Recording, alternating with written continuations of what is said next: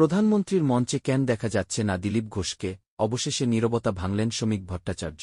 দুর্গাপুরের পর এবার দমদম প্রধানমন্ত্রী নরেন্দ্র মোদীর একের পর এক কর্মসূচিতে অনুপস্থিত বিজেপির প্রাক্তন রাজ্য সভাপতি দিলীপ ঘোষ। রাজনৈতিক মহলে তার বারবার গরহাজির থাকা নিয়ে যখন জল্পনা তুঙ্গে, ঠিক তখনই এই প্রসঙ্গে মুখ খুলেছেন বিজেপি নেতা শ্রমিক ভট্টাচার্য। প্রধানমন্ত্রীর অনুষ্ঠানে অনুপস্থিতি প্রসঙ্গে প্রশ্ন করা হলে দিলীপ ঘোষ সরাসরি জানান, তিনি কোনো অভিমান করেননি।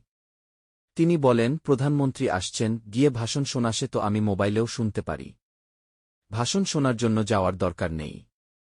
পার্টি যখন অন্য কাজ দেবে সেই কাজে লেগে যাব কি। এরপর তিনি বেঙ্গালুরুতে শ্রী শ্রী রবিশঙ্করের সঙ্গে দেখা করতে রওনা দেন।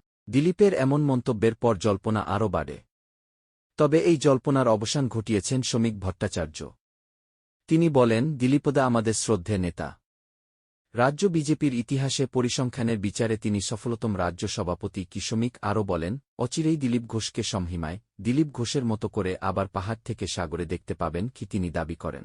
বিষয়টি কেন্দ্রীয় নেতৃত্ব দেখছে এবং তাদের সঙ্গে দিলীপ ঘোষের আলোচনা চলছে। শ্রমিক ভট্টাচার্যের এই মন্তব্য আপাতত দিলীপের রাজনৈতিক ভবিষ্যৎ নিয়ে তৈরি হওয়া জল্পনার উপর জল ঢেলেছে।